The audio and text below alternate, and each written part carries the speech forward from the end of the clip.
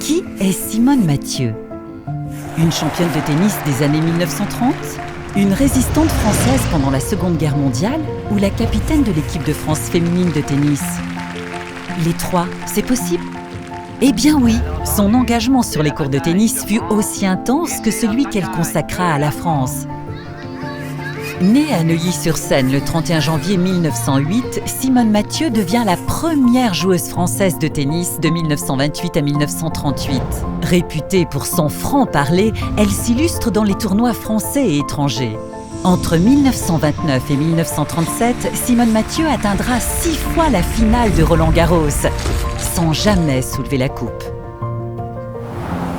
En 1938, elle remporte enfin le simple dame de Roland-Garros, mais aussi le double mixte et le double dame. Elle renouvelle son exploit en 1939 en gagnant le simple dame et le double dame. Au total, entre 1933 et 1939, elle remporte 10 titres à Roland-Garros dans les catégories du simple, du double et du double mixte. En 1940, alors en pleine ascension sportive, Simone Mathieu s'engage à Londres aux côtés du général de Gaulle. La désormais lieutenant et bientôt capitaine y commande les premières femmes à servir sous le statut militaire dans l'armée française.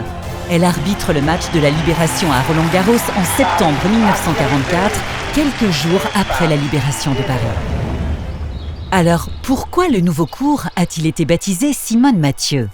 À l'image de son prénom comprenant 2 N, Simone Mathieu ne manque pas de caractère. Et c'est avec la même énergie qu'elle devient, avec 13 titres en Grand Chelem, la deuxième française la plus titrée derrière une certaine Suzanne Lenglen.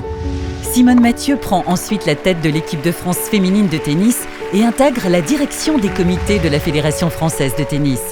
C'est en hommage à cet engagement sans filet que la FFT, d'un commun accord avec la mairie de Paris, décide de donner son nom au 3e court du stade Roland-Garros.